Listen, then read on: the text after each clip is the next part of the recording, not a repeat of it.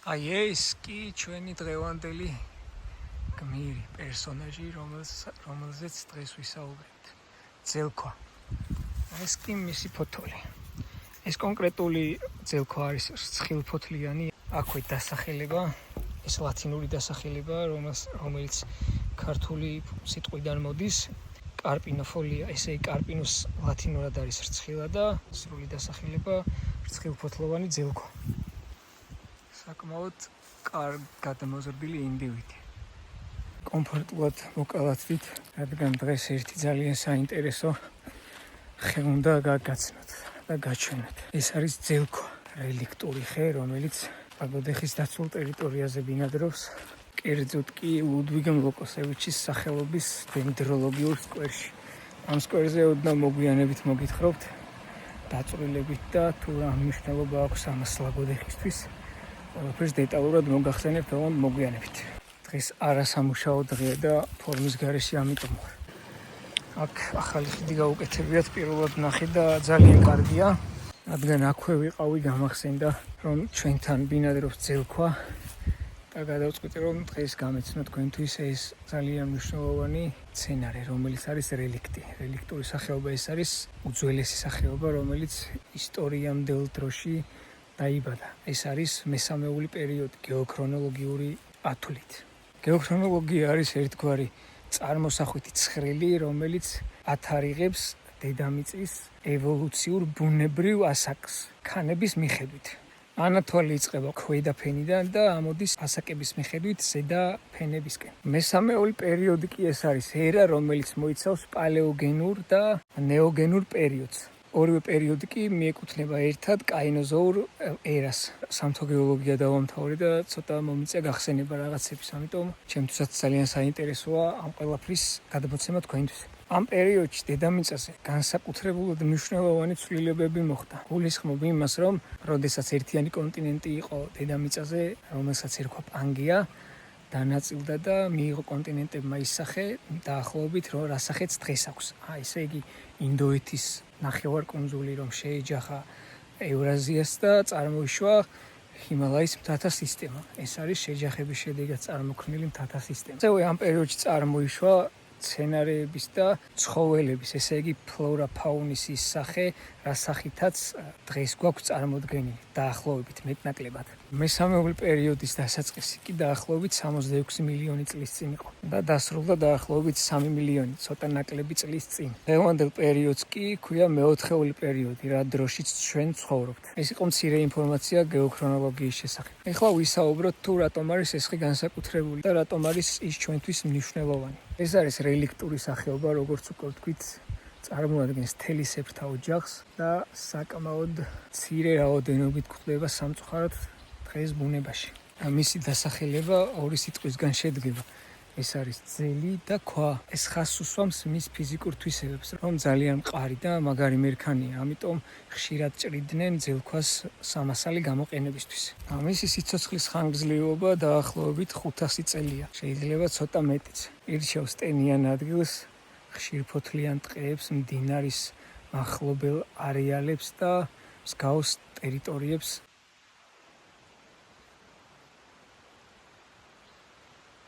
მის ვარჯიშს კარგად ვერ გაჩვენებთ, რადგან ტყეშია გაზრდილი და სხვა ხეები ხელს უშლის დიდი ვარჯიშის გაკეთებას, თუმცა სხვა პირობებში ძალიან ლამას ვარჯიშს იკეთებს და დაახლოებით იზრდება 35-40 მეტრამდე. ძელქვა ძალიან შთამბეჭდავი ხე არის, თუ გავითვალისწინებთ იმას, რომ პრეისტორიული ტყეების და ბუნების წარმომადგენელია და დღემდე ვხვდებით ბუნებაში. მართალია ძალიან ცოტა რაოდენობით, მაგრამ მაინც ეს ხე იმსახურებს ზრუნვას და იმსახურებს, რომ მეტი ყურადღება მიექცეს, მეტი ცნობადობა გქონდეს საზოგადოებაში, განსაკუთრებით ჩვენთან, იმიტომ რომ კავკასიის ენდემია და ქართული ბუნების ერთ-ერთი დიდი წარმომადგენელია. განსაკუთრებულად ლამაზია შემოდგომის პერიოდში, როდესაც ფოთოლს ფერი ეცვლება და ფოთოლცვენას იწყებს ხე. ამ დროს არის განსაკუთრებულად ლამაზი სანახავი და ირჩევთ რომ მოხვიდეთ ლაგოდეხის დენდროპარკში და ნახოთ, დაათვალიეროთ და ისე ამოვნოთ ამ ადგილის შემოდგომით. კიდევ ერთი საინტერესო ფაქტი არის ის, რომ ის იკეთებს ორივე სქესის ყოველს, ესე იგი, მდედრობითსაც და მამრობითსაც. როგორც მეცნიერული კვლევები ამბობს, ძელქო საკმაოდ მდგრადია არასასურველი გარემო პირობების მიმართ და საკმაოდ გამძლეა მისი ფიზიკური თვისებების გამო. ის უძლებს ბუნებრივ დაბინძურებას, უпростоრეთ ადამიანის მიერ დაბინძურებას გარემოსი, უძლებს ნიადაგის დაბინძურებას, ძალიან გამძლეა ქარის მიმართ და სხვადასხვა ეკოლოგიური კატასტროფების მიმართ. ძელქვა იმის გამო, რომ გადაშენების პირას მყოფი სახეობაა, შეტანილია წითელ წიგნში. მოწყვლადი სახეობაა და საჭიროებს ყურადღებას ამ მხრივ. ძელქვის ბუნებრივი პოპულაციები საგრძნობლად მცირდება იმის გამო, რომ ნადგურდება მისი ჰაბიტატები ადამიანის ხელის ჩარევის გამო, ის უკანონოდ გაჩეხვის გამო, თუმცა ჩვენ დაცულ ტერიტორიებზე ხე-ტყის უკანონოდ ჩეხვა არ ხდება, მხოლოდ სანიტარული ჭრა ხდება, რომელიც კანონით დაშვებულია და ამაზეც მოგახსენებთ თავის დროზე. ძელქვა ძალიან კარგია სარეკრეაციო ზონებისთვის. მართალია ნელამზარდი ხია, მაგრამ როდესაც ის გაიზრდება, ძალიან კარგ ჩრდილს იძლევა თავისი დიდი ვარჯის გამო. ამიტომ დამებადა ასეთი იდეა, ვეცადოთ რომ გავამრავლოთ, ავიღოთ თესლი, დავთესოთ, გავზარდოთ და გადავდგათ შემდეგ შესაბამის ადგილას. ესეთი მიდგომა ხელს შეუწყობს მის გამრავლებას. როდესაც გავა 10 წლეულები, ჩვენ ვიგრძნობთ შედეგს. რადგან უკვე ჩემ ვიდეოებს ბევრი მაყურებელი ყავს, ამიტომ შევთავაზებ ყველას, რომ ვეცადოთ რომ გავამრავლოთ და აღარ იყოს ისეთი სახეობა, რომელიც გადაშენების რისკის ქვეშ იქნება. შეთავაზება გარემოს დაცვის და სოფლის მეურნეობის სამინისტროს, შეთავაზება მუნიციპალიტეტებს, შეთავაზება ადგილობრივ და არაადგილობრივ სანერგეებს, სანერგე მეურნეობებს, რომ გავამრავლოთ და შემდეგ ამ კუთხით მოვახდინოთ რეალიზაციას, რომ დაირგოს სარეკრეაციო ზონებში, გამწვანებებში და მოხდეს ამ ხის გამრავლება.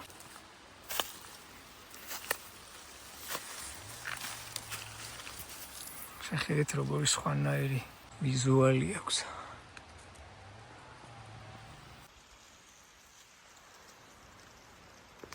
საკმაოდ დიდი ხეა, ხედავთ ალბათ. ეს კი სულ მისი ამონაყარი. ეს იმას ნიშნავს, რომ საკმაოდ სიცოცხლის უნარიანია, როდესაც კარგი პირობები აქვს. აქედან ყველაძირი ერთმანეთთან კონკურენციაში შევა და გადარჩება მხოლოდ რამდენიმე. ეს არის ბუნებრივი პროცესი, ამ საკითხზე მაქვს ერთი ვიდეო და თუ დაგაინტერესებთ, შეგიძლიათ იხილოთ. კონკურენცია ხეებში. ესეც მეორე მხარეს. ეხლა ცოტა სხვა რაკურსით გადავიღებ და ვეცდები რომ კიდევ უფრო უკეთ დაგანახოთ. არა, დღის ის მონაკვეთია, რომ მზის სხივის დაცემა პირდაპირ კუთხით ხდება და ვიდეოში არ ჩანს არაფერი. ეს არის ერთგვარი დერეფანი. სულ ახალგაზრდა ძელქვის ძირები. ამ ადგილას ძალიან კარგად გამრავლდა, მაგრამ ქალაქში ლაგოდეხში მე ყოველ შემთხვევაში არ მახსოვს არსად სადმე იდგეს ძელქვა. მე არ მახსენდება. თუ სადმე დგას და ვინმე მიცით, ძალიან საინტერესო იქნება და გთხოვთ რომ მითხრათ რომ მივიდე და ვნახო. ძალიან კარგი იქნება შესაბამისი მეთოდებით, ისე რომ არ დაერღვეს წესრიგი და ბუნებრივი კანონი, ვეცადოთ რომ გავიტანოთ ქალაქებში ეს ხე და ქალაქებშიც გავამრავლოთ. ეს იქნება უმაგრესი საქმე, უმაგრესი, რითიც ყველა ჩვენგანი იამაყებს ბევრი წელი რომ გავა.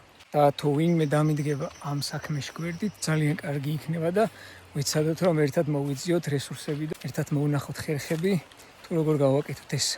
მთელი ეს ტერიტორია არის უნიკალური გარემო, რადგან ლუდვიგ მლოკოსევიჩის ხელით დაირგო ბევრი ხე აქ, ხეები რომლებიც არ არის ჩვენი ენდემი და ჩამოტანილია. ხეები რომლებიც ისეთი სანახაოია რომ გარეთ ვერ ნახავს. მაგალითად გინკობილობა რომელიც ერთ-ერთი აქ დგას ლაგოდეხში სულ რამდენიმეა და ერთ-ერთი დგას აქ. დედრი გინკობილობა რომელიც შემოდგომაზე იმდენად შთამბეჭდავი სანახაოია რომ მასზე ლამაზ ხეს უბრალოდ იმ პერიოდში ვერ ნახავთ. მე გამოვყოფ ჩემ დროს და ჩემ რესურსებს რომ აქაურობა გაგაცნოთ ეტაპობრივად. ყველა ხესთან მივალ და ყველა მნიშვნელოვან და ლამაზ ხეს გაჩვენებთ ლაგოდეხის დენდროლოგიური პარკიდან, რომელიც ლუდვიგ მლოკოსევიჩმა გააკეთა თავის დროზე. ძელქვა გადაურჩა მნიშვნელოვან ცვლილებებს, ერთგვარ ბიოლოგიურ რევოლუციას, რომელიც მოხდა მესამეულ პერიოდში გეოქრონოლოგიურად. ჩვენი ძელქვა კი დღეს აქ არის და ამაყად გადმოყურებს ძალიან მაგარი სანახაოია. აი ძალიან. ჩვენი დღევანდელი თემა იყო ძელქვა, რელიქტური მცენარე ბუნებაში. კიდევ ერთხელ ვიმეორებ, ეს ხე საჭიროებს დახმარებას და ყურადღებას. თუ ვინმეს ამოძრავებს ამ სამყაროში კეთილის სურვილები, ეს ხე აუცილებლად უნდა მიიღოს მხედველობაში და რაიმე სახით ეცადოს, რომ გაიტანოს ქალაქებში და იზრუნოს მის გამრავლებაზე. ძელქვასთან ერთად კიდევ ერთი სახეობა ყოფილა რელიქტი. ეხლა გაჩვენებთ რა. ეს არის გამაგრილებელი სასმელების ინტიმური სახეობა. ერთი ეს და მეორეც აი ეს. ამათ გადარჩენას არ გთხოვთ, მოდით მივხედოთ მხოლოდ ძელქვას. გამოიწერეთ რეინჯერის დღიური აუცილებლად, რადგან ეს არის ძალიან მნიშვნელოვანი. ამდენი ახალი ამონაყარი რომ აქვს, მე ვეცდები გავარკვიო ის, რომ თუ არის შესაძლებელი ეს ამონაყარი ამოვიღოთ გარკვეული ოდენობა და გადავრგოთ სხვადასხვა ადგილას, რომ სხვაგანაც გამრავლდეს.